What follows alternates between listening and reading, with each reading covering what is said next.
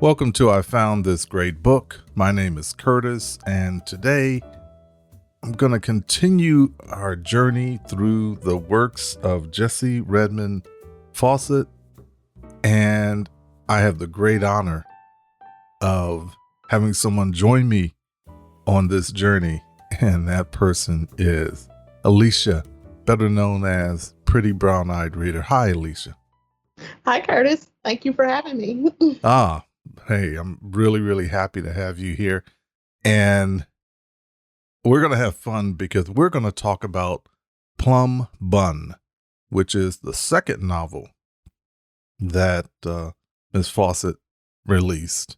And this novel was released in 1928.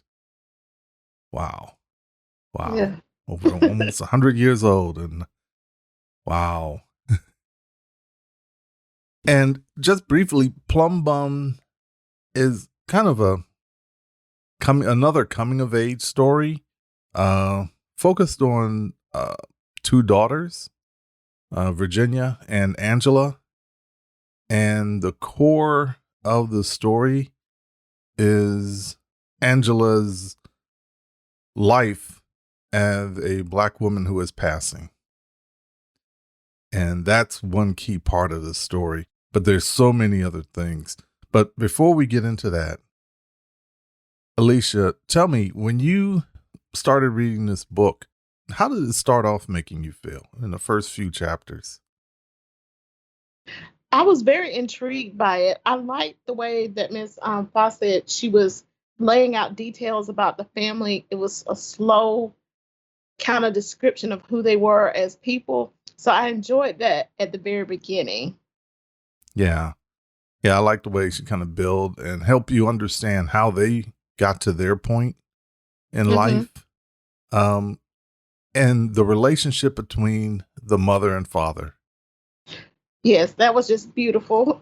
Because often we don't see those type of Black relationships, especially back in the 20s. Well, prior to the 20s when they met, early 1900s.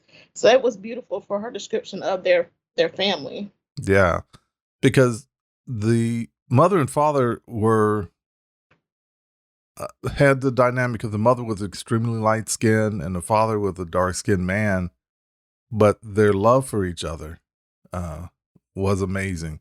And the fact that the mother chose him when she had the option of passing, but that was never an option for her. She never chose to do that. What did you think of their game they played on the weekends? I didn't like it, but I understood it. For the mother and Angela to go and pretend to be white while the father and Virginia, the other daughter, were, being Black. It just felt like a dichotomy that Black people who've had to live for so long, we have to live in a white world and a Black world at the same time. Yeah. And the challenge back then was so great because it was so blatant. Right. It's not subtle at all. It was definite. Here it is, right here in front of you. And the fact that this was set, the first part of the story is set in Philadelphia. So people tend to think of, oh, you go north, you didn't have that problem. But right. It definitely wasn't the brothers, the city of brotherly love. No. Because they were very much in a segregated part of the city, living in the Black part, and then the mother and Angela appearing white, so they didn't even really fit into where they were segregated to. Yeah. It was interesting because for the mother, it was just a little fun thing she did, but she never thought of this is just what I want forever. Right. Yeah. I can understand the need for the relief though. I can understand that to a certain extent of here are all these opportunities that I can go do this and have fun and kind of make fun of that whole craziness. These rules that people set, but at the same time, have this love that she has. And she has such a great love for the father. Right. Their love is amazing. Yes. So much so that when he's dying, she wants to die with him. That Mm, that is a strong bond. yeah. She didn't even want to live after he was ill. Yeah. That part of it was an amazing. It was like this book seems to have so many types of stories wrapped into it. Like if you were to categorize this book, if someone were to ask you, what type of book is this? What would you say? That was one of the points I had written down to talk about, because it feels like a fairy tale, part of it, because it's almost like, the main character, Angela, she's constantly on this pursuit of her prince, her shining knight, to rescue her from her situation. So it feels like a fairy tale. But at the same time, it feels like a romance, because you're looking at all these different types of romantic relationships throughout the story. Mm-hmm. So, and then on the other hand, it feels like literary fiction, because you have plot, you have characters, you have a very high level of vocabulary that's Mm-hmm. in this book. So it feels like I got the glimpse from all three of those different types of genres while I was reading. Which makes you admire Fawcett even more. You're like, wow, you. Yes. It makes me feel very sad that her work is not as appreciated as it should be. Mm-hmm. Because I'll even admit, this is my first time reading. I knew who she was, but I hadn't read any of her work before. So that's a lacking on my part. But I think that's something, as readers, we should be more cognizant of, the early female writers who have not gotten the recognition that their counterparts at the same time did. Yeah, and because just to recap, my way of finding about Jessie Fauset was through a podcast I was listening to, and the person on the podcast mentioned, "Oh yeah, I'm working on his biography," and I was like, "Who?"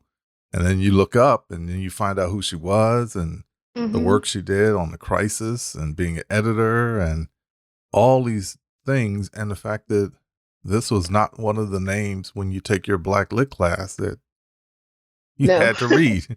Right. Like, why didn't I have to read her work? Right. Uh, Even studying the Harlem Renaissance, she's not even brought about. right. But the good thing is we're bringing her up now, Yes. and we're talking about her now, and we're gonna keep doing this because really her books they have a lot in them, and Right. like you were saying, you brought up real good points. Like if someone said, "Oh, I like romance," I feel Mhm. comfortable recommending this book. Right. You get your happily ever after, and it's a lot It's of happily for now. for For now. now. They don't say happily ever after anymore. Yes, It's true. happily for now. Happily for now, and yeah, and considering Angela's life, yeah, for now is the best we could do. Because stuff always seems to happen. Yeah. But you have those entanglements. You have that. I think her romance could stand up against any other romance out today in terms of the. I'm not a big romance reader, so you got to help me here. But it just seems like it has enough plot twists and enough passion that it would satisfy a romance reader. It does. I read about one or two romances a year. So it does have all the elements of a romance, Mm-hmm. because of the arc of the story and then the happily for now ending. Okay. It does have the hallmarks of a romance novel as well. Yeah. Yeah. Yeah. So, is there anything about it that would turn a romance reader off? Well, there's so many subtypes of romance now. Mm. Um, One thing may be the complicated relationship that her and her sister seem to have with men. They Mm. seem to be liking the same men, so that may turn a romance reader off. Yeah. There wasn't a whole lot of description or anything physical between Angela and her male suitors. So if they're looking for something that's descriptive of the type of relationship physically they had, that would maybe be a turnoff. Mm-hmm. But nothing else, because she has dates. She has she has the tension of wanting to be with this man but can't be with that man, and it's so all the tensions and all the descriptions are there But then again, we have to think about this was 1920, so it's not going to be written the same way as a modern romance is Yeah. written. Yeah, it's not a 2021 romance where No, no at they can all. get No. raw. This was probably risque in its time, you know. Yeah, because I kept waiting. I was like, well, she's letting these people in her apartment and nothing's happening. They're just sitting by the fire. Yeah, they sat and smoked. That was, you know, Yeah, ooh, she cooked dinner. But that's true. Well, the fact that she was unchaperoned yes, in her own apartment, just yeah, 1928. That was woohoo. yeah.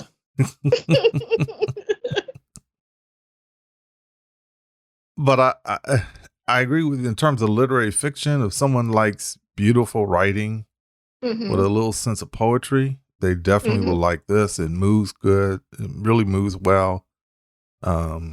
It's not dense. It's not something where you got to keep rereading the pages over and over again, trying to figure out what's going on. Right. And the way she draws a picture of Philadelphia and New York and the people there is really good. And the fact that Angela is supposedly an artist, the way that Miss Faucet describes her artistry is very, very well done. I thought so Hmm. too. So she brings in that element of her life into it. Yeah. And also, I like this literature because it gives you a glimpse of the United States in the 20s. It, it, Oh yes. it makes you understand. For one, by her telling the story and setting it in the North, it breaks that whole myth that Black people in the North were just, you know, running around, skipping through fields of poppies and not experiencing any discrimination. Right. Miss Fawcett was very clever in bringing the South into the story as well. Mhm. Because one of Angela's suitors, he left the North to go check on sawmills of his father's that were in the South. So she Mhm. brings that element of the South, and he even mentions what we call the Great Migration, but he called it, he used a derogatory term for Black people, saying that they were all going to the North Yeah. and they couldn't keep enough workers in the sawmill. So you got to see that element. And then also when she was discussing a hair salon in Harlem that she was at, the lady was from Texas and her people were coming up to see her.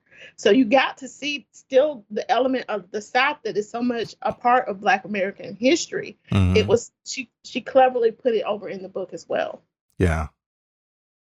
And again, you know, this is the second book of her that I've read, and Okay. if like, because I read the first one, There Is Confusion, Mm-hmm. and that one was more of a coming of age of a group of young people, and them coming of age in this middle class Black life, this Mm-hmm.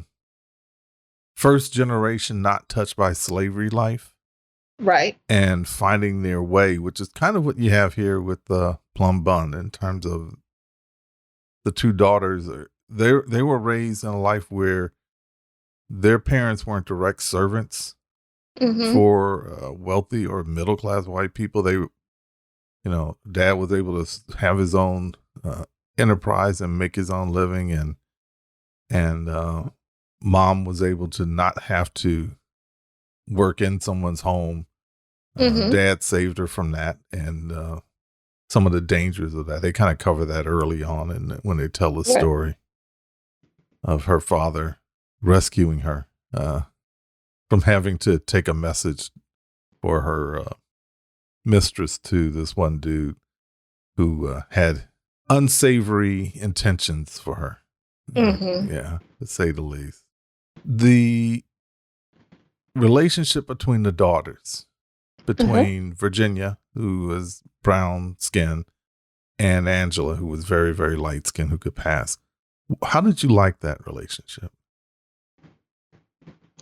Early on, it was fine. It was just seemed like normal sister kind of relationship. It was when Angela decided that she was going to go this lifestyle of she was going to pass. She, sold the sister the house so that she could get the money and go to leave Philadelphia and go to New York. And in that, in her leaving, I think Miss Faucet, she had a brilliant line of how, she just kind of didn't even really look back when she did that. Mm-hmm. So then when they try to reconnect in New York, and Angela really just brushes her sister off, that was painful to read because they have a bond. They are siblings, and to see her first turn her back on her in Philadelphia, and then when she comes to New York, when her sister comes to New York to do the same thing, it was hurtful to read. Yeah, that was a painful moment. And who she was doing it for? Right. Roger. Who was Roger, my least favorite character in this whole novel. He was such a jerk. But he was probably more of the prototype of white males in that time era that the world revolved around, especially those that had resources like he did. He had money, he had wealth, he had property all over the country. So he thought that, the world revolved around him, and who is this little person to boss his world around? So he just Mm-hmm. ran over her, really. Yeah, and you bring that dynamic. I mean, there's so many dynamics. You It have is. um, a dynamic of money, Right.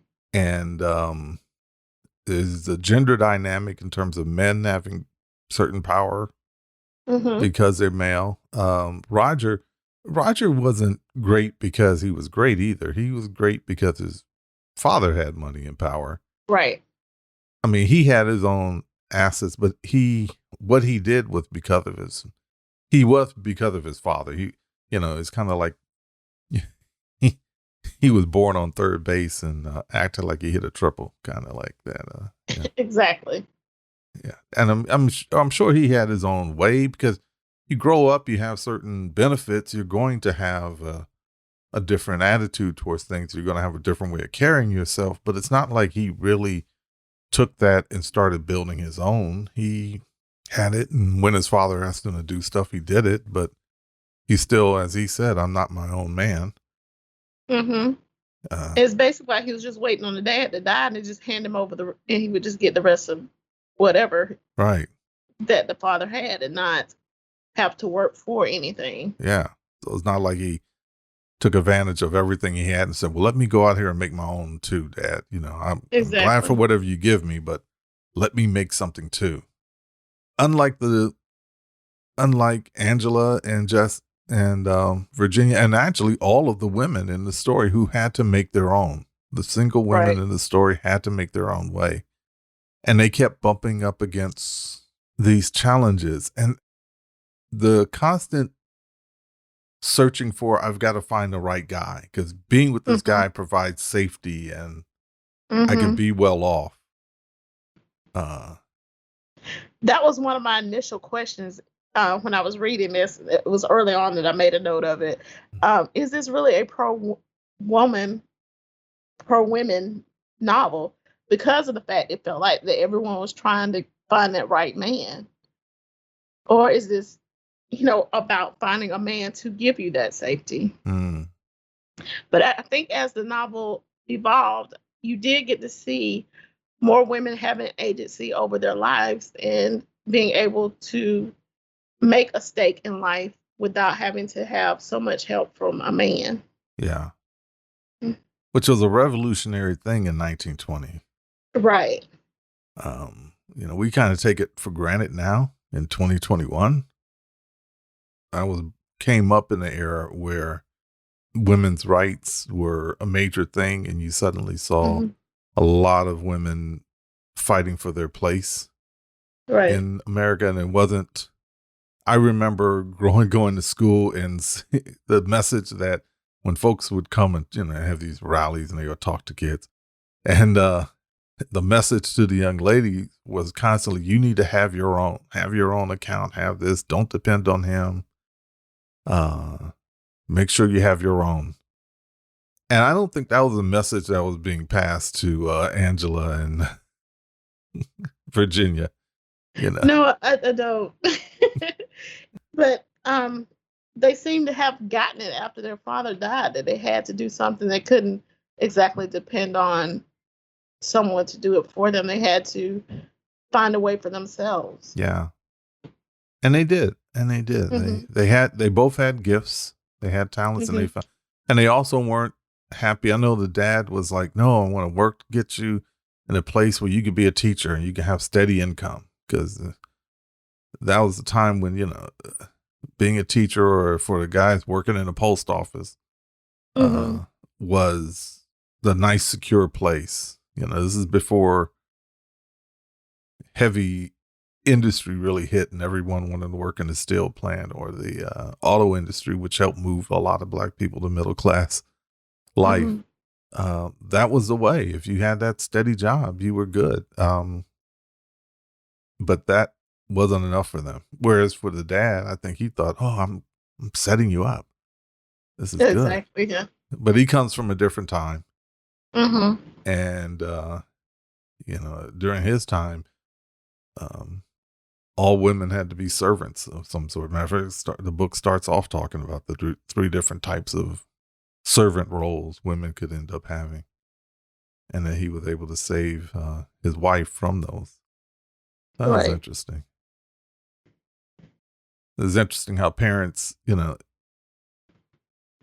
your parents are trying to do what they believe is best for their children based on what they know and the world they're in. Right. And unfortunately, the world their children are coming into is different. And sometimes you just can't see how. So you're doing the best you can. You're doing what you think is right. But the world that the children are entering and the way they need to navigate is so different. So Angela has a lot of adventures. Hmm.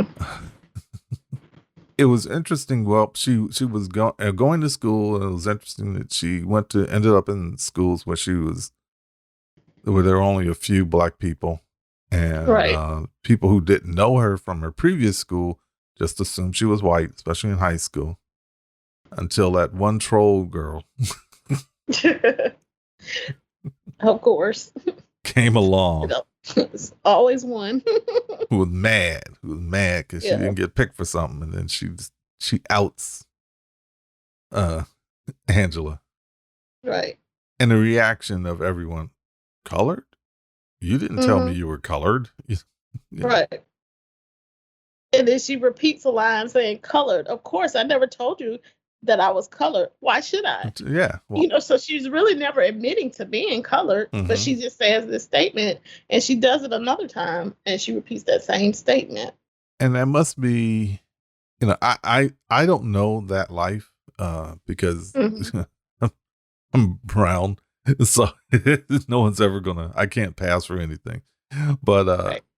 um, that must be a very, very difficult world to be in, because especially then, because you're just walking down the street and people take you for one thing, and then the way people change based on Hmm. the knowledge of something, not because you're any different, but just based on the knowledge of something. So when I was reading this book, looking at times now, I get, granted, it's very different things, but just in terms of someone passing who has black ancestry, but people take them as they are and they go about life, and people have certain ways they talk, and then all of a sudden they find out that you have this ancestry, and then everything changes. And I was thinking about how men and women who are gay can go about Right. life, and if they don't have certain effects, if they don't dress a certain way or act a certain way, and they're just walking around, people take you as they see you. Hmm. And I could see that same conversation happening with someone say, "What? You're gay, or you're?" Hmm. I had no idea. Why didn't you tell me that? And they said, "Well, why should I? What does that have to do with anything?" Because Right. uh, and it's just the craziness of all this bigotry and things we put on people. And how silly it is, because if they couldn't look at her and tell, why was the need to classify her? Why is the need to classify races if you can't really look at someone and tell? And even the guy that she meets, Anthony, his mother was it Brazil? Yeah. Brazil. And he talked about all the mixed blood heritage that is in Brazil. So you couldn't look at him and tell what his ancestry was. They assumed that he was white as well. Mm-hmm. So what does race really mean? Yeah. It's something that society has put on people based upon what they look like. Yeah. Yeah. And then you see the silliness of it when you can't tell. Exactly.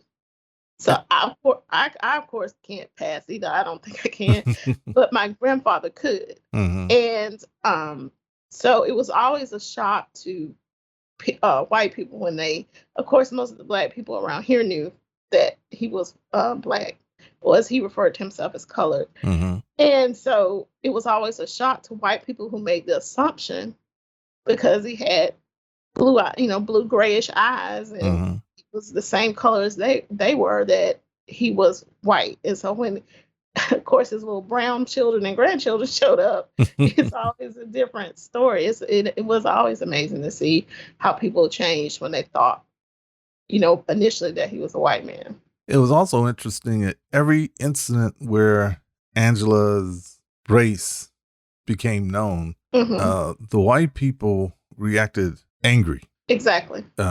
On the verge of violence, as like, right. You fooled me. And, kind of worse than if she had been stealing their money, or attacking them physically or something. Yeah. It's like, she is who she is, but I guess it's hard to hold up. Well, but then during that time, it was also interesting the way Jessie Fauset uses the language and how the white people during that time, it was a casual bigotry. They weren't actively going, except for Roger, they weren't actively going out to harass black people. But it was very clear they did not want anyone black around them. And right, they would even take up causes for black people. Yeah. But the actuality of having the experience of being with a black person or having a black experience, they wanted no parts of that. Yeah. And it's just the craziness of this racial prejudice that so many things were based on. But, we have a history. Right. And actually, I don't even think it's that far, even though we're almost 100 years past this novel being written. I think society pretty much, American society still pretty much is this way. Yeah. I just think about with all the racial reckoning from last year. Yeah. It was a casual, almost, well, I'll take up the cause of black people, but now, most people that bought the books that were anti-racist books never picked them up from the stores to read them. You still had all those millions of people voting for someone who was an open bigot. I mean, it's just, and now we see the trying to roll back of civil rights legislations and stuff. It's just, that's why I kind of feel like the novel's it's still relevant in this day. Yeah. And I can imagine there are probably some people who are passing who look a certain way. And well, it's rewarded now though, because you think about most of the movies now, they want racially ambiguous people. Yeah. So especially like the Hallmark Lifetime kind of movies, they don't necessarily want to know what the race of the person is. Yeah. Yeah. So in other words, don't be too strong black. Don't have too strong of features of black or Asian or whatever. Yeah. Just kind of blend in there and be exotic, as they say. Yeah. This book brings up a lot of feelings and can make you feel a certain way. I wouldn't say this book, it's some book that's like, oh, all white people are horrible, they're terrible. Oh, no. No, there's a lot of redeeming stuff here. Well, I think more than anything, it just shows the craziness that racial bigotry has created and the challenge that Angela and Virginia have in finding their place and finding peace. Whereas other people who aren't a victim of that just don't deal with that. It's it's like a weight around someone's waist, and everybody else doesn't deal with it, but you never realize how it impacts someone's life because you never deal with it. It's kind of like once Angela just started passing, how free she felt. It was kind of interesting. She initially felt free, but it's almost like she had this sense of loneliness because she didn't have a culture to identify with. She didn't have a community. Yeah. She was able to move about freely, more freely than she was, but she didn't have that support system behind her. Mm-hmm. So she couldn't pull on her family. She had to be careful all the time, you know, because you always have that sword hanging above your head. Right.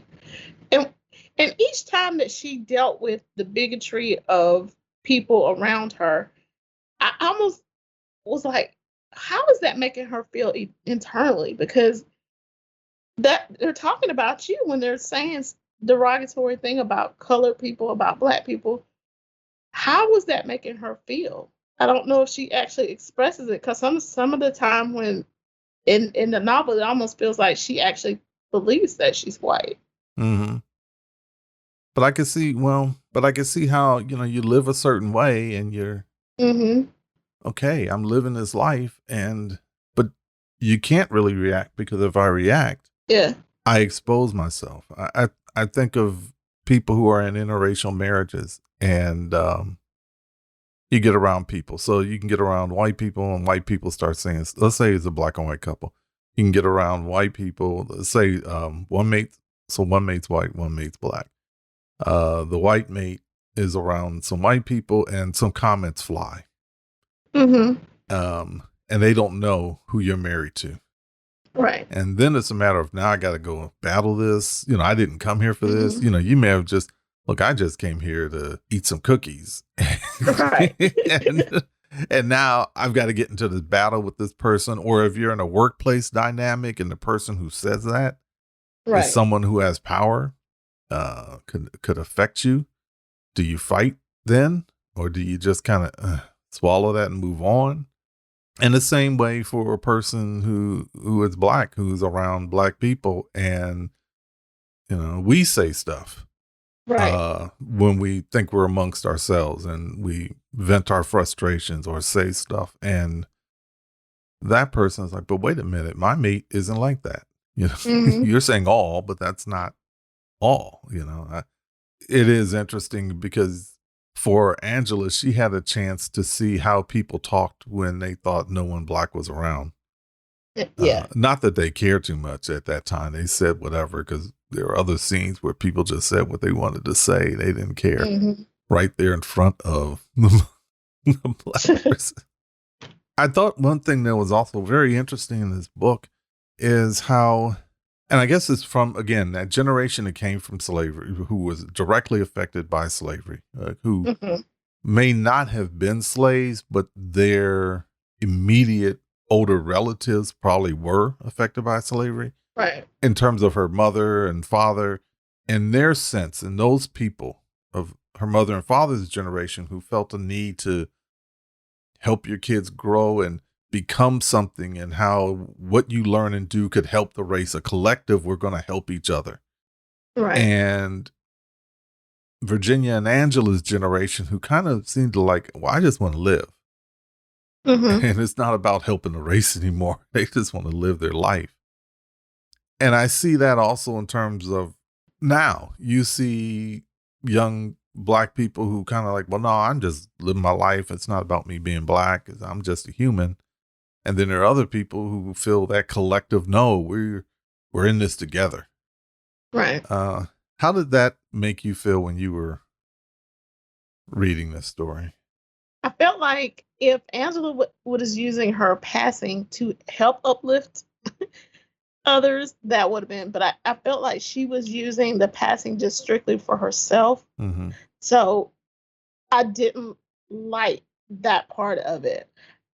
I liked the conversations, like when they went and went to the lecture with the Van Meer character, I believe his name, which I assume is W.E.B. Du Bois. Yeah, I think that was W.E.B. Du Bois. So I enjoyed hearing that by putting that lecture in there, it gave you a sense of where Black people were trying to move toward in civil rights and getting equality during that 1920s era. And I think there was even, I think, of all people, I think Roger made the allusion to Marcus Garvey.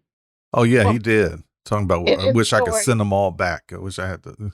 Yeah. So you got to see both sides of that coin of trying to, we're here in America and we need equal rights, as opposed to let's go do our own thing because we're not going to be equal here. So you got to see the differences of opinion, but she didn't put them like in a debate or anything. But then you also had, when Angela and Virginia both were still in Philadelphia, when they had the people over on Sundays, they would also be discussing how can we move forward as a race. So it was good to see the multi facets to that conversation, because it's still a multifaceted conversation now too. Yeah. And as you're reading, you realize, wow, a lot of things just haven't changed. Some things are dramatically different, but this it's still the same. Because like when I was reading, and I think we were saying when Virginia was trying to get a job, and they said that Black teachers can't teach white students. I was like, well, that's the same now too, pretty much. I think I even made a note of that too, and I was like, well, I guess that ain't changed. Yeah, that whole dynamic there. Yeah, with the teaching and how she talks about how the schools basically in Philadelphia suddenly became segregated. How you had the problem of, well, Black, all these Black people were, hey, I want to become a teacher. They were learning, they were ready. And he said, well, we can't have you teaching white students. So they subtly made a Black school, Right. We'll get all the Black students and have them go to this school. But if the white person in the neighborhood, they're going to move. They're going to have that student go to a school that's predominantly white. And you end up with these segregated schools that we had for a long time, up until the 70s, 80s. And who can teach who could be in that authority figure, who could be the knowledge person, or who is going to be respected by those students. I mean, they come from the parents they come from. So, yeah. There's a lot in this. It's like a little history lesson. It's some good literary fiction. There's some a lot of. It's kind of like the more we start discuss, I start thinking of other things that were in there. So, what other things pop up in your head? The irony that Miss Faucet was able to put into the book, especially when Angela goes back to Philadelphia to visit before she leaves for Europe. I guess I hope you don't mind me spoiling the majority. No, folks. Hey, there's spoilers now. If you want, you can read the book and then listen, but we're gonna spoil here. Yeah. So when she's going back to Philadelphia and she's going back to their old house, and she tries to knock on the door to see how the house is and just try and reminisce, and the lady calls her white trash. Yeah. I was like, that was like the greatest irony of this book. She tried to be a white person in New York. She left Philadelphia to go to New York to be a white person.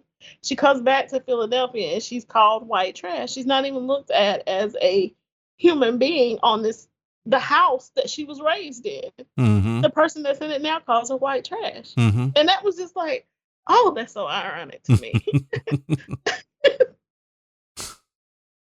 Someone took you as they saw you, and they just throw that term. If white was supposed to be the highest praise she could get, the highest form of living that she was shooting for, but she comes back to where she started from, and she's looked at as nothing, as the trash. That was just that seemed just like kind of brought the whole book to me. I was like, oh yeah, the whole living as trying to live as a white person was trash. Yeah. So we have to talk about the difficult person in the room, Roger. Okay. So Roger was a person, because there was this little bohemian group of folks who, as Faucet says, one person kind of described them.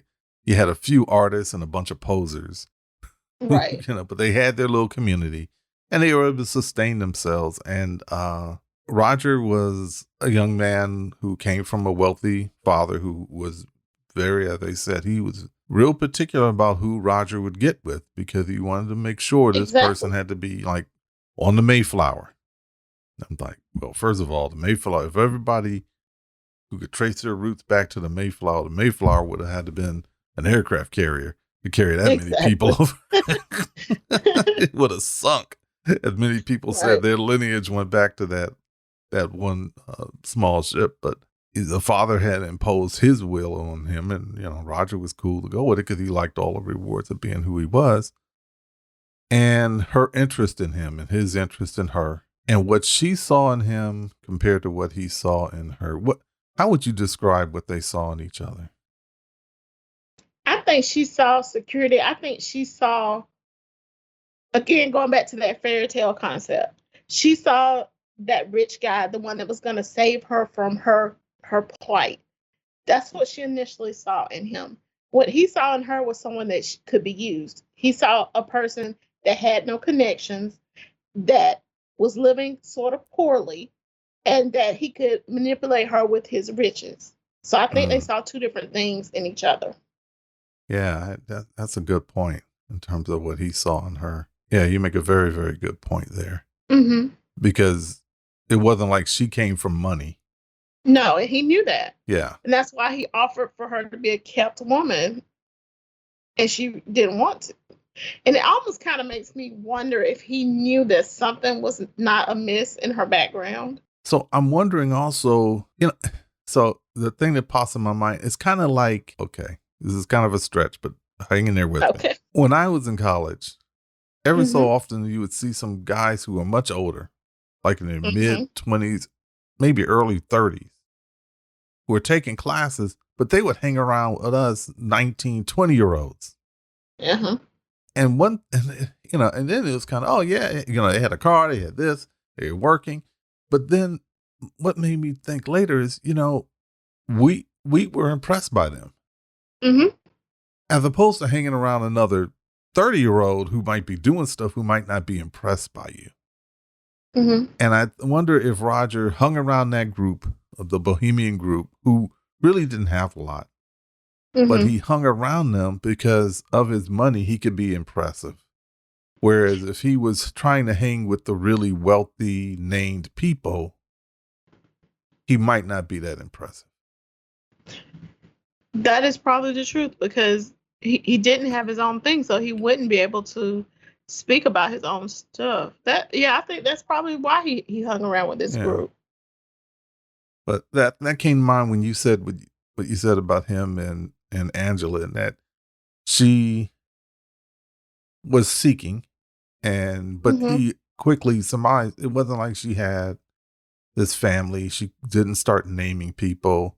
Yes, she had her own little place, but he knew that she didn't have a lot compared to what he had when he said, oh, I could take you here. Here's one house, and here I can have this. You can have this. And just kind of love bomb her, overwhelm her with what he could give her.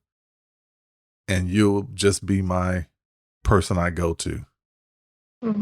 With his nasty self.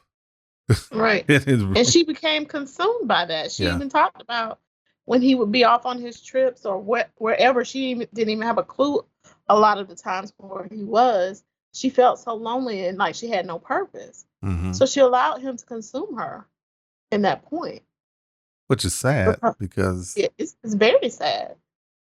And she didn't have any other security of a husband because he had no intentions of ever marrying her. He just wanted a plaything, a kept plaything. For her credit, she refused it. She refused to be kept. She did. Mm-hmm.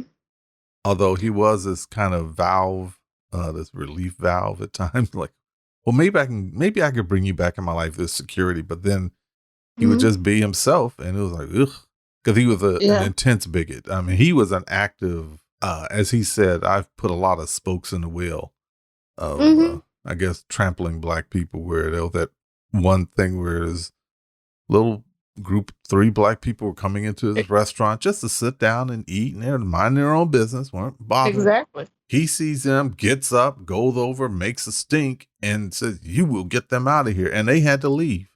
Now, it Right. wasn't that the maitre d' or people at a restaurant said no. He took it upon himself to Exactly. say no. And then he bragged about, yeah, well, he said, well, that's another spoke in the will, which is a term I never heard of before, but I now. hadn't either.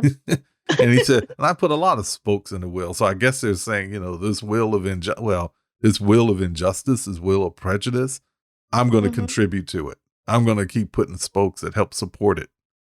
I'm not going to tear it down. I'm going to put a spoke in the wheel that's going to roll over these people. And the fact that he put so much energy into that's worse than the casual, oh, well, why would I want to be around somebody black Mm-hmm. attitude, as opposed to, oh no, here's an opportunity for me to make somebody's life hard. Right. Um, But maybe that was just his person. And that was, I mean, no doubt he's bigoted, but that's part of his personality too, mm, because even after him and Angela had been broke up, he still shows up on her doorstep demanding that she come back to a relationship with him yeah. after he told her he didn't want to have anything to do with her anymore. Yeah. After he dogged her and told her, no, goodbye. Yeah. So we haven't talked about how she reveals to the world that she's actually a colored person. So that whole scenario where she reveals it to reporters, and she had ample opportunities throughout the novel to reveal to others, but she reveals it to the reporters. How did you feel that Well, how did that work for you in the novel for doing it that way, as opposed to either never saying anything or revealing it to people that she was actually close to? two things came to mind. Part of it, when I was reading this, I kind of got this style of, and I read there's an author, Charles Chestnut, who was writing a little bit before this time, Mhm. black author, but his works were melodramatic in that sense. Okay. And I kind of got that style. I don't know if that was the style of the time, but I also Mhm. think when she did reveal, she revealed it to help somebody else, which I thought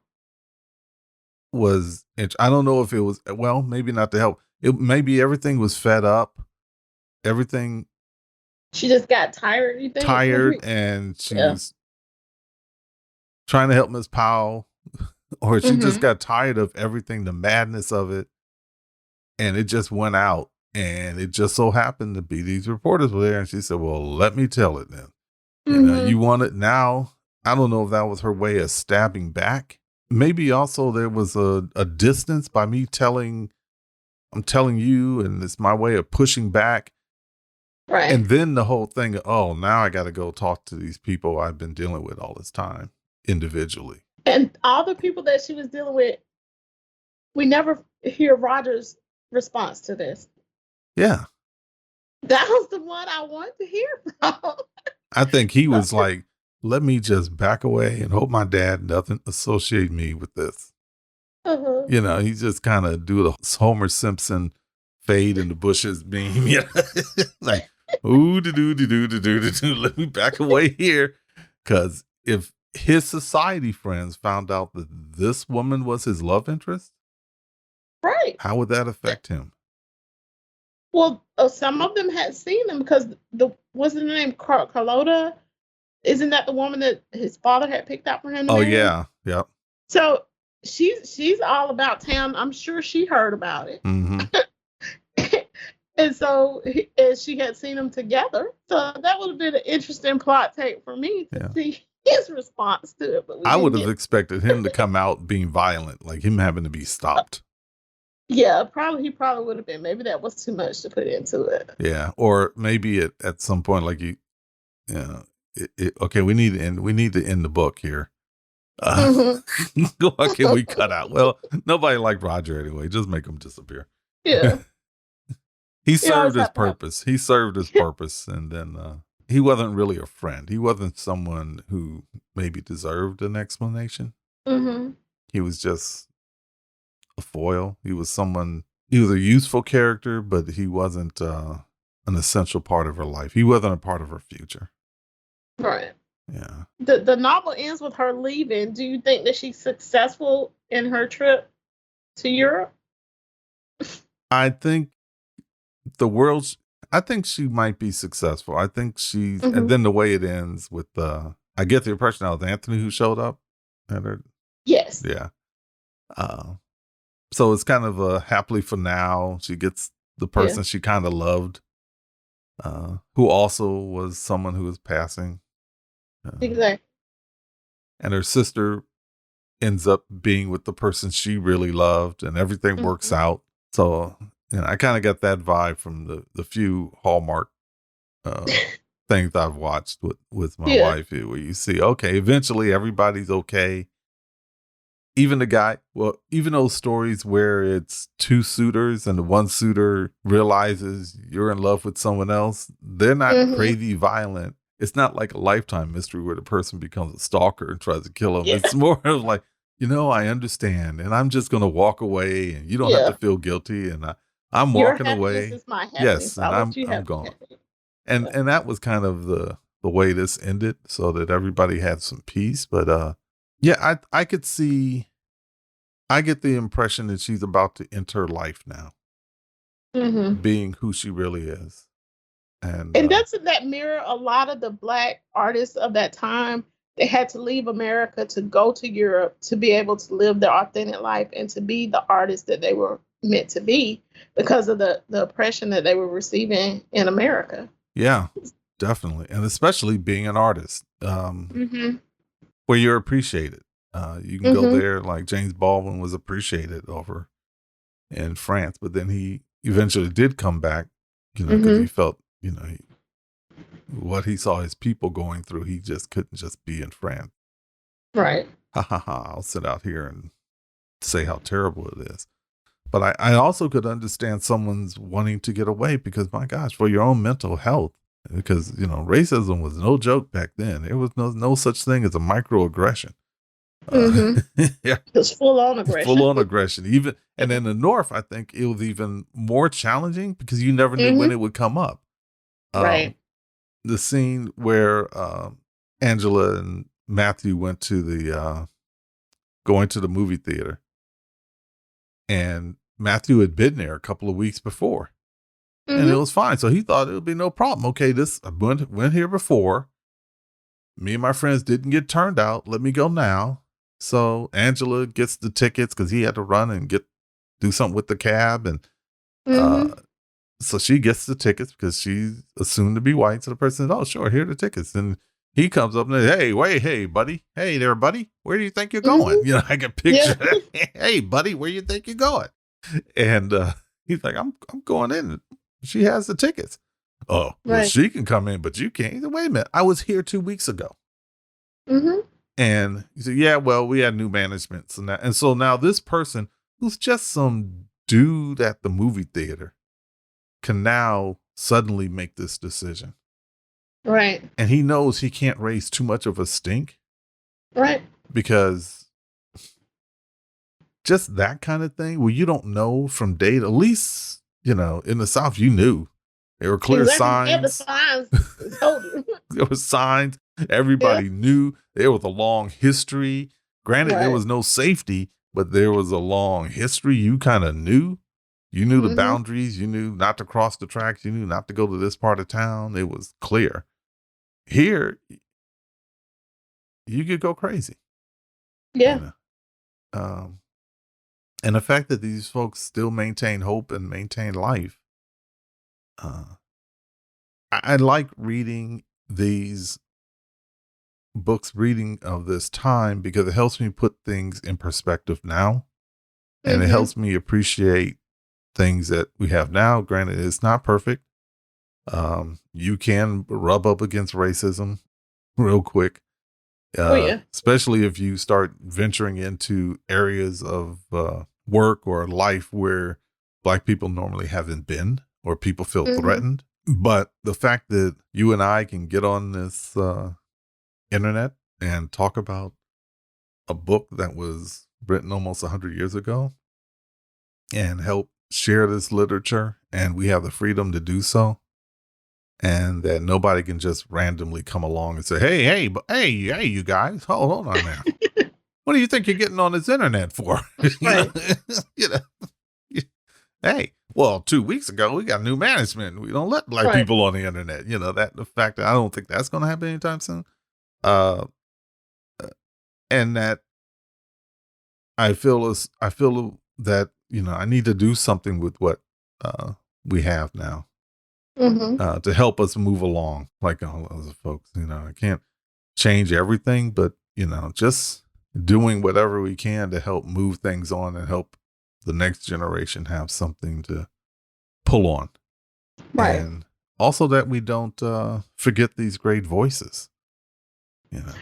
Right. And even like thinking about, you know, the artists of now, The Vanishing Half by Britt Bennett. That was a Yeah. hugely it still is a very popular book, but it has the same similar theme of passing.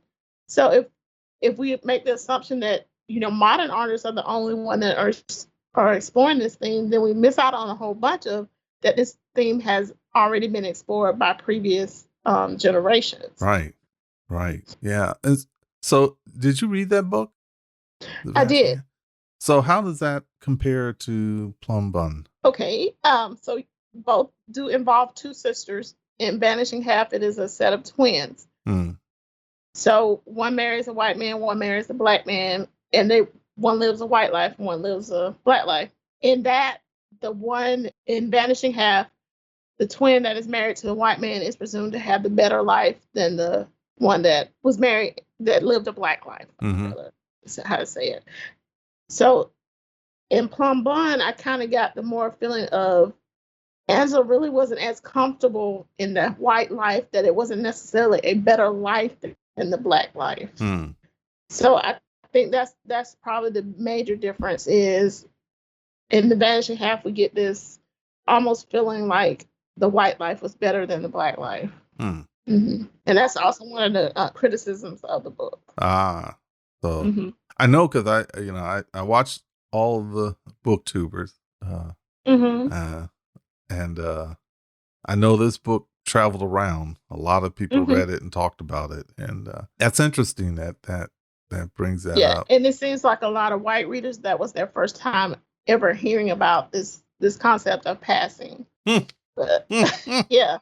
So that's what I mean, you know, kind of keeping this literary tradition alive, because this is that's not a new concept, because, you know, Nella Larson actually has a book called Passing. Yeah. It's a whole book, a classic called Passing. And then we have movies that have explored it too.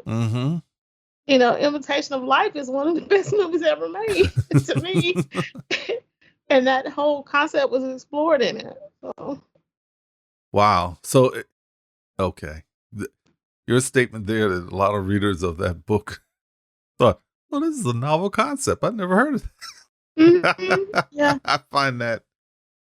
Oh, wow. Okay. Yeah. Well, let me regroup on that one. Okay. So there's a whole generation of young white readers who are suddenly just, oh my God, you mean there are black people who look white and they pass? Yes, and then they're also getting shocked when they get their 23andMe DNA results too, and they have African. Yeah, that's true. Now there's, So what does racial prejudice mean in the light of DNA results? Right. Yeah. Yeah. Well, so it goes back to what we talked about early on. What does race really mean? Yeah. This is something that society has put on people. Yes. And for a purpose, and unfortunately it's still around. Things are different. I mean, I look at my life, and I think of myself as one of the first generations to be born with the majority of their civil rights available to them. So I kind of see some similarities in that the generation for Angela and my mind just went blank. I'm sorry. Virginia is her sister Jeannie. The generation for Angela and Virginia how they saw this great new world Mhm. because they were that first generation that wasn't directly touched by slavery. Mhm. Um, and how we see a different world where we're this generation now that has a lot more of it. We can go anywhere, we can learn anything, especially now with the internet. And the generation is coming up now, how they see the world. Maybe they Mhm. might feel, oh, that's not so much. It's not like that, and you kind of want to protect them, because because you also know that people tend to retreat to Exactly. standard prejudices when things become pressured, Mhm. uh, and you want to protect, because you don't want them to end up finding out that someone they thought was their friend could be someone, or the fact that they have family members and you have to make this choice. Oh, that's just my Uncle Ned. Don't worry about him. No, but he just said something about black people, and I got a problem Yeah. with that. No, no, he doesn't really mean it. No, he said it. It came out his mouth, and he Mhm. said it while I'm standing here. I got a problem with that. You know, uh, and he said, "No, we're friends. It's no big thing." He said, "Well, Right. no, it is a big thing." Mhm. And so Rachel, the young Jewish Mhm. lady who was in the apartment complex, Permanent. Okay. yeah, Yes.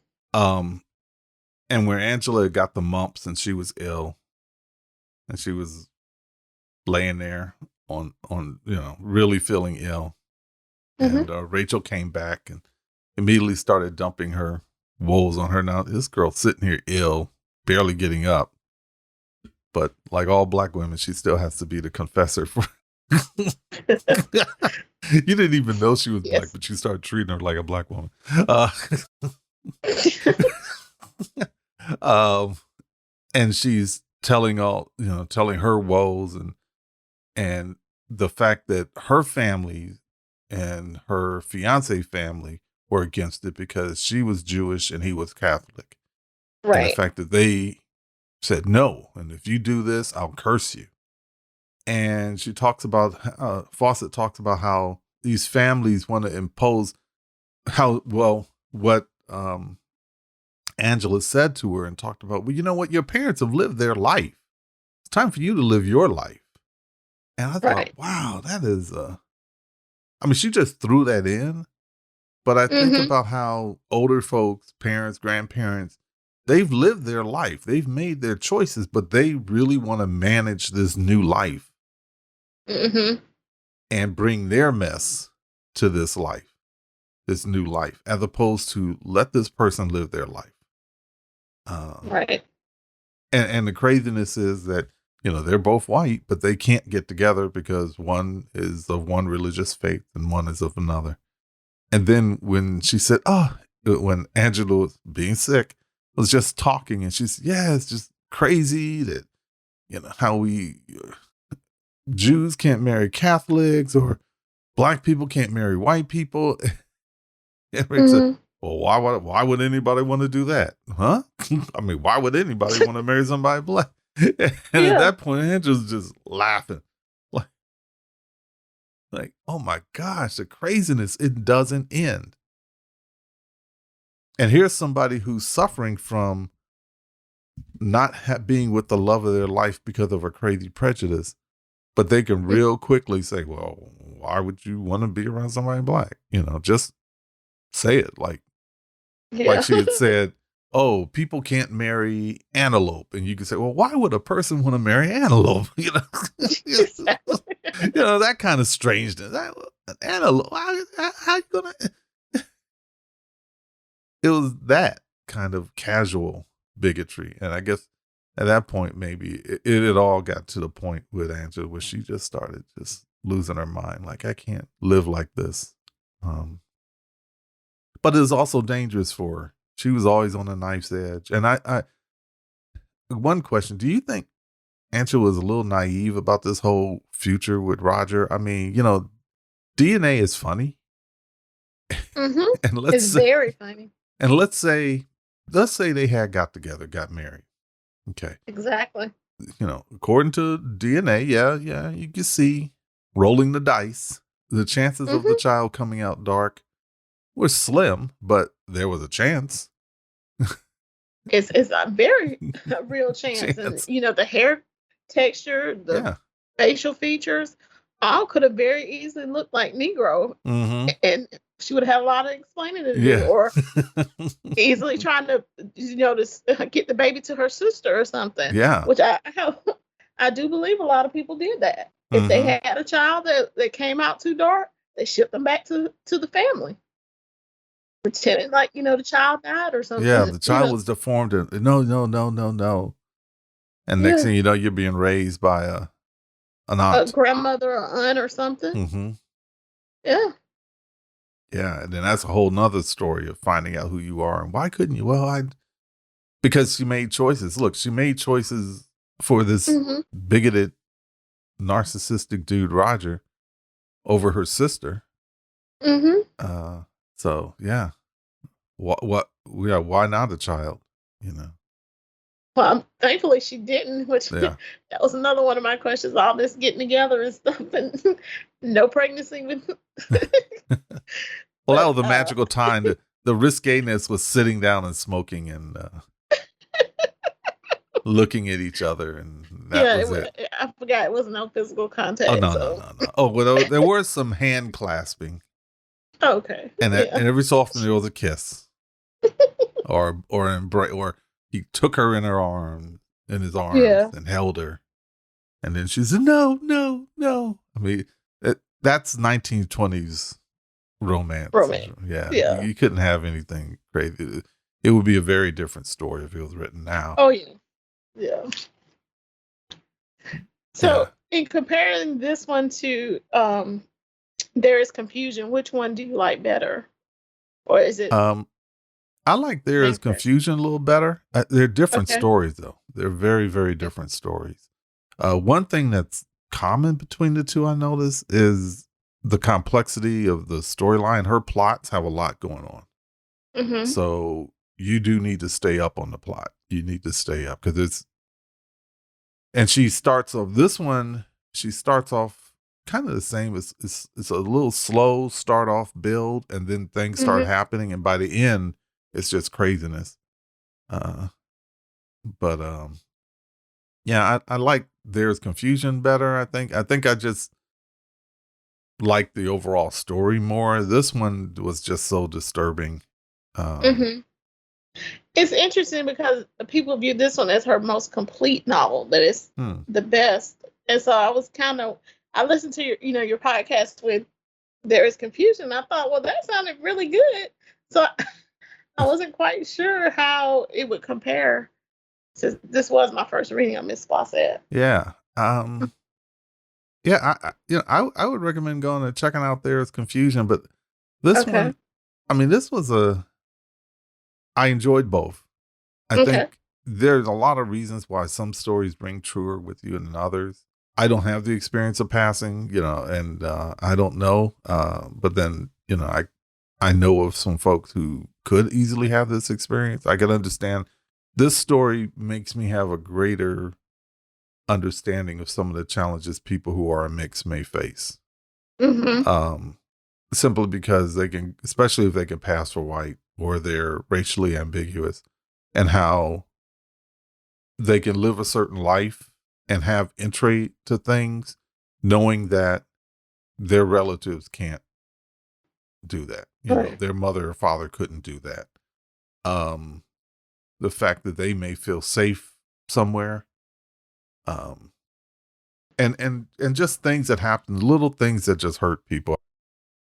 So yeah, so well, we both can agree Roger is the worst character. Yeah, but he was my least favorite character. He that's an easy one. That's kind of he was kind of a straw man here. He was easy to beat around. Yeah. Taking him off the plate, who else would you say is your least favorite, and then who is your favorite? I can go ahead and say that Virginia probably is my favorite. Mm-hmm. She seemed to come to a full realization of who she was throughout And I almost, aside from Roger, I would say Angela may be my least favorite Hmm. because I'm not sure if she quite grasped the severity of what she was doing. Even though we get the romantic, you know, fairy tale ending at the end, I'm not sure she quite grasped the severity of pretending to be a white person, though she was colored. Huh. So, do you feel she was a sympathetic character? Do you think Fawcett makes her sympathetic at all, or? She did. It was just some conversations she was actually having. I really kept getting the impression that she thought she was white, and I didn't have that sympathy. So I felt like she had to really almost have a dissociation of who she was. Hmm. So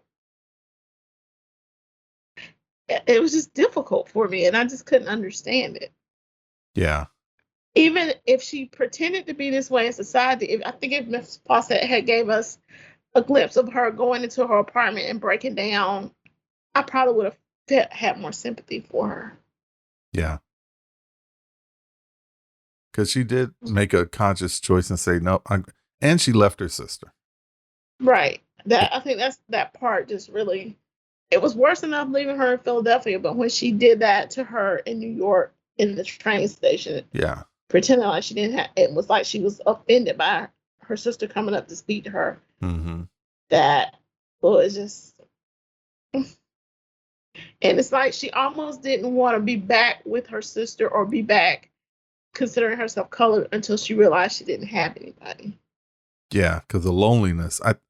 Yeah, the loneliness did it for her. If she had, I wonder if she ever would have come out if she had suddenly had the group of people she wanted around her and she wasn't lonely anymore. No, I don't think she would have. She could have just I think moved on. right, and she would have been praying every time that if she got pregnant. That's about all that Yeah. she would have been. And Praying hard. probably, yeah, or making sure she could find an adoption agency or get her child to her sister or something. Mm-hmm. Yeah, probably would have been an adoption agency. Do you think she sought her sister out because of her loneliness or because she truly wanted to be with her sister once her sister came to New York? I think it was a loneliness that she wanted that sense of connection. Mm-hmm. Yeah. Yeah, I could see. Yeah, I could see that. I could see how she could end up not being that. She wasn't the hero, even though she was a central character and everything Hmm. revolved around her. Fawcett did not make her this superhero. No, She was a complex person. which is probably good because it gives you something to think about to digest the book. Mm-hmm. If she had been, lovable, hate to use that terminology, but if she had been less of a dynamic character, it would probably be a boring kind of story. Yeah, yeah. Yeah. So, So who's your um, I liked Virginia. I really did like okay? Virginia. Hmm. God, Roger was such a jerk. Um, Yeah. I would the character I hated, and I can't remember the young lady's name. The young girl who kept outing Angela. Just the pettiness of Okay. it. Just like, I Yeah, just that she was a, she did it but she was twice. just such a blast from. I guess she was just so minor that I didn't even put her on my radar. Yeah, but her actions spurred Angela. She was a necessary character because her two Hmm. actions spurred Angela down her path, or else Angela would have just still been in Philadelphia, just living her life. Right. She could have balanced it, but it forced Angela to leave and head to New York. Yeah, I like Virginia, but another character, and you don't hear a lot about her, but Miss Powell, the Hmm. art student who Right. always she was there in this art class full of all the folks who were either passing for white or white, Hmm. and she maintained her composure at all times. at all times. And Angela talks about how she was so restrained and didn't. But I think she knew. It's funny that Angela was like, well, she was so restrained, and I reached out to her and stuff. But Angela, like, she couldn't realize, okay, you're passing for white, so you're white, so she has to treat you like you're white. And I never know when you're going to come off with something. But Angela knew that because, like, remember when Roger was picking her up, she didn't want to speak to Miss Powell. Yeah. So it's like she wanted to be friends when she wanted to be friends. Mm-hmm. And that was just totally inappropriate. But Miss Powell, she represents so much of those of us who have tried to be racial, to break down the racial barriers. Because, like, for myself, the majority of my academic life, I've always been pretty much the only Black person in the room. So I know what she goes through. You can't show emotion. You can't have animated discussions with people. You're trying to, you want to do your work. You want to be a good example. And that's what Miss Powell was doing. But Angela, she's just all flossing around, not really.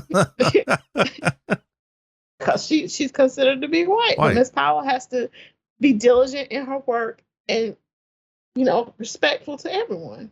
So Miss Powell is basically living the life that Virginia would have to live if she were in that art class. Yes. And not being able to trust, because you never know. I never know what your intention is. I never know. Exactly. Yeah. So I liked her character, and the fact that she was so strong. She was a part of that group who was like, no, we're going to break down some barriers and we're going to slowly move. It's like that group who felt they need to use their talents to move things forward for Black people, not just I want to enjoy what I want to enjoy. I thought early on, Angela, Virginia, and her friends, when they would all sit and talk, and they're like, well, I just want to just live, and I want to do this and that. And you have that part of youth that you want to do this stuff, but you don't want to necessarily, there was that debate about, no, you should, for the one guy, you should go ahead and finish and become a dentist. We need a dentist in our Black community. And you're like, I don't really want to be a dentist. I want to do this art stuff. I want to do this. And that sense of duty above your passion, what you want to do. So, yeah, it's just interesting.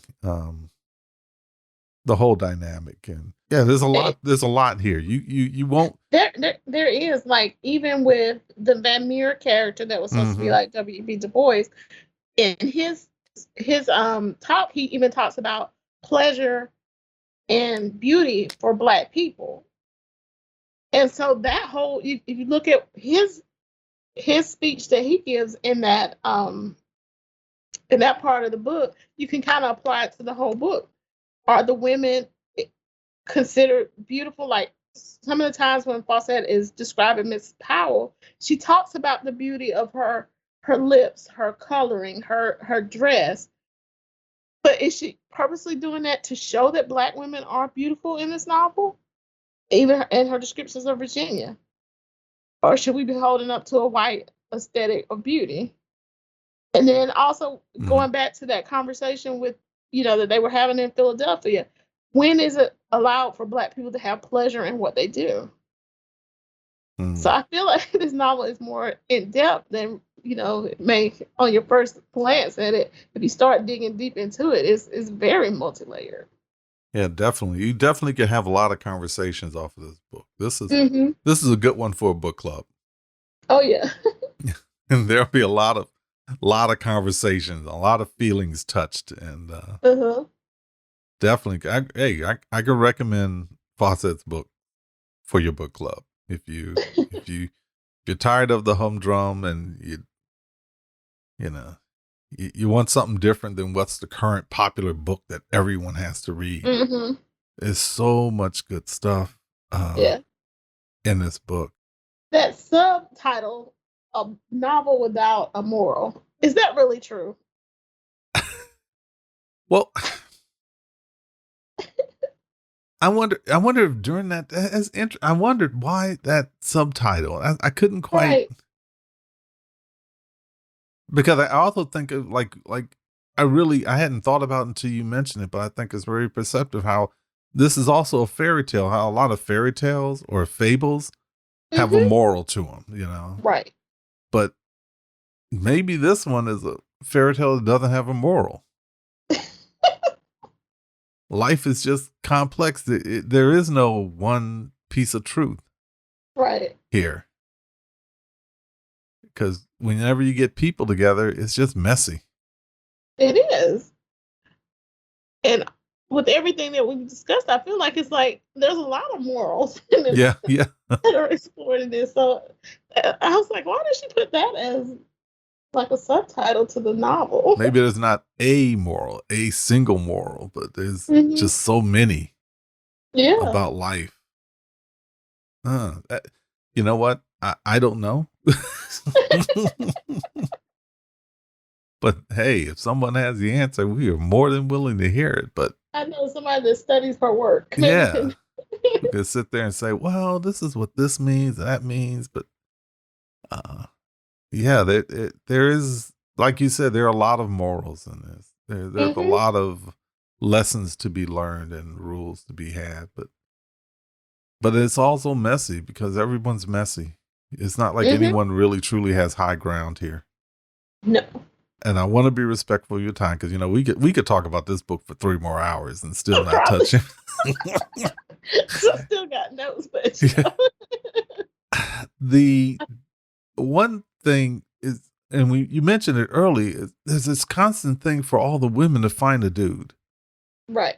and somehow that whole, but in the 1920s, I can understand that was the way things worked. So for a woman reading this now, would she still see similarities or would it just seem ridiculous? I think it would be similarities, but not. I think the search for companionship would be not for financial gain or financial stability, but more just someone to share life with. Mm-hmm. So I think that's still. I mean, the need for humans to be in relationship is just is a constant. So I don't think that part goes away, but the reasoning for wanting that companionship would Yeah. have changed. Yeah. And the fact that Roger was seen as this ideal, the white man Right. ideal, the No, white I don't male think. ideal, Yeah. but he was a horrible human being. Right. Yeah. And then now you would it necessarily even be a man that they would be looking for. They're just looking for a companion, A someone companion, that right. is. So it wouldn't even necessarily be a man. Mm-hmm.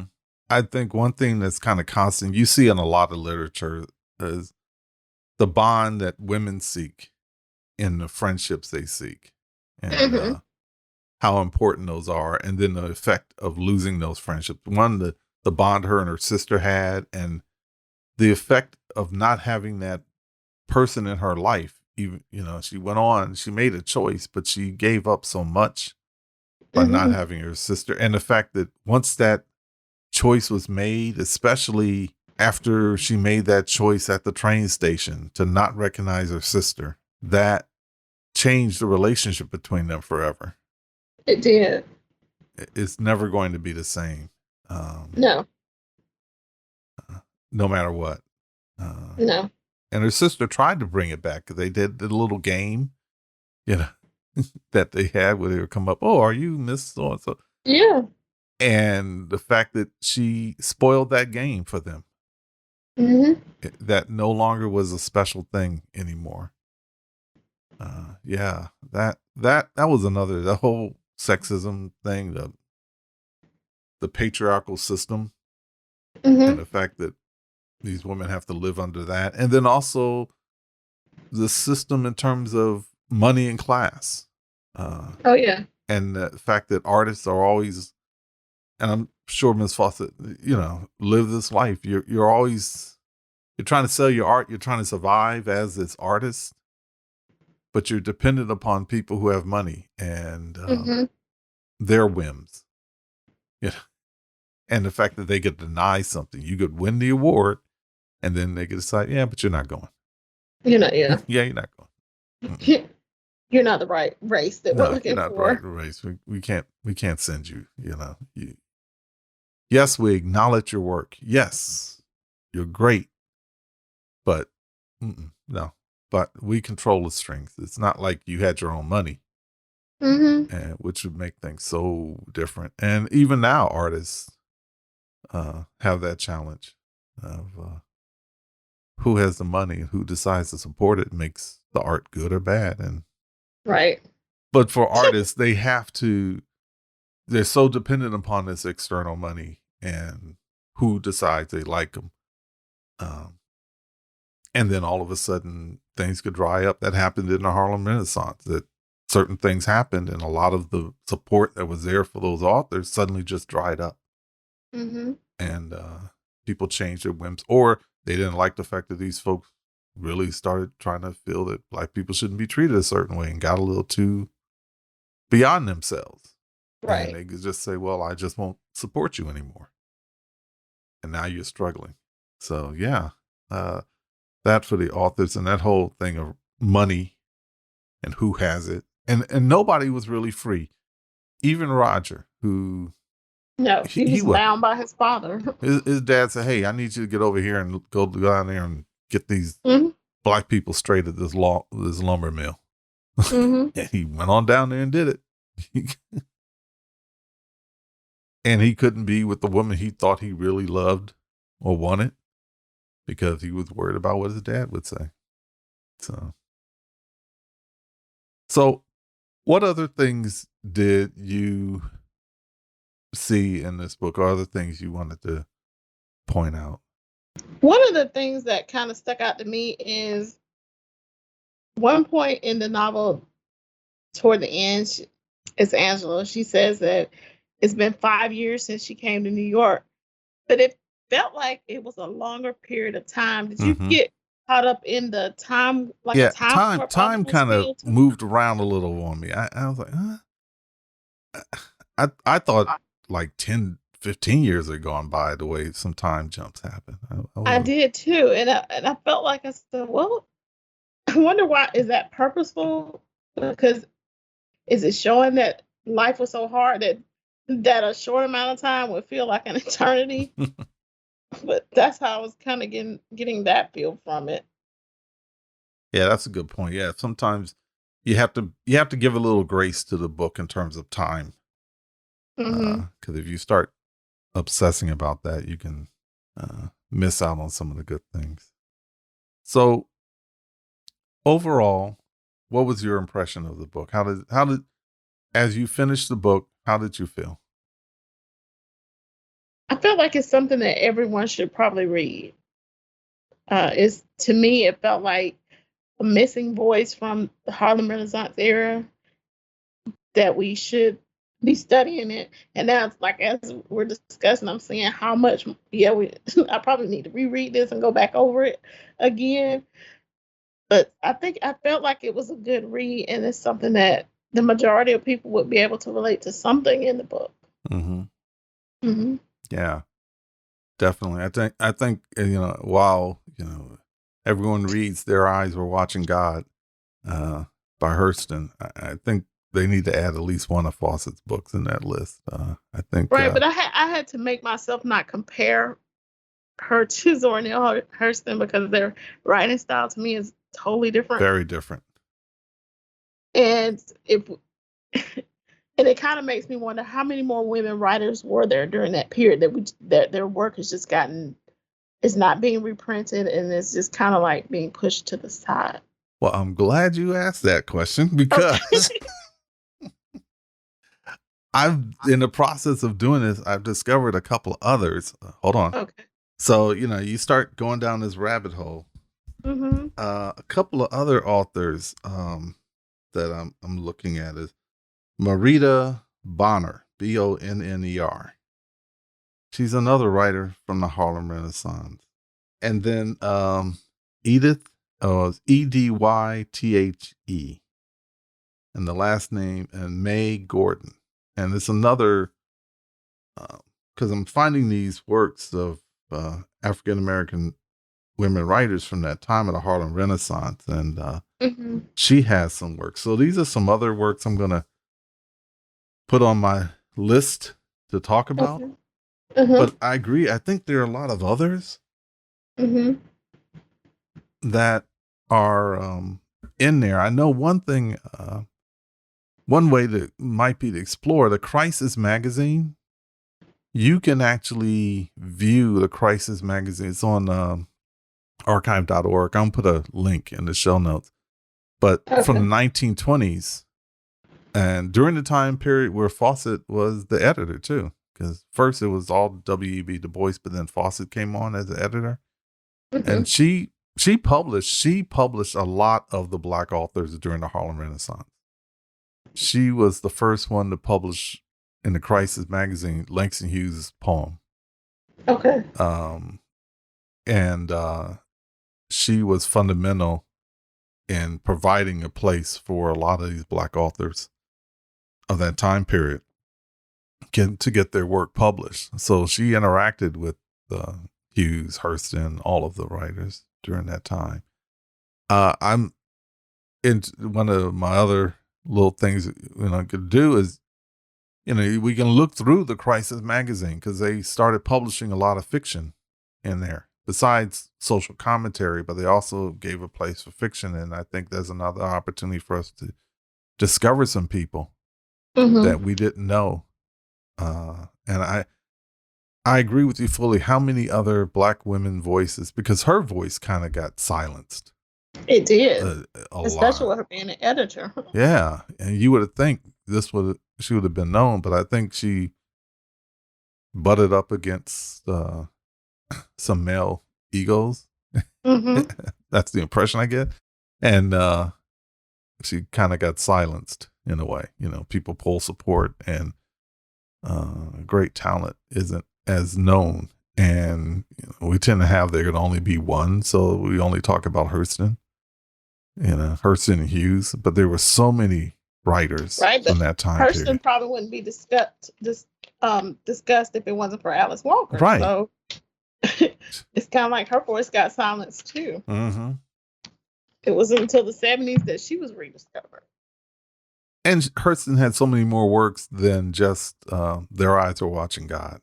And but the great thing about it is because of people like you, people are finding out about these folks. And circling back around to your YouTube channel, I love your channel because my wife and I, whenever you pop up, we watch you because you always bring something new, especially with the poetry. Whether you did a month of poetry, it's April. April's National Poetry Month. National Poetry Month. So you focused on poetry and read different poems.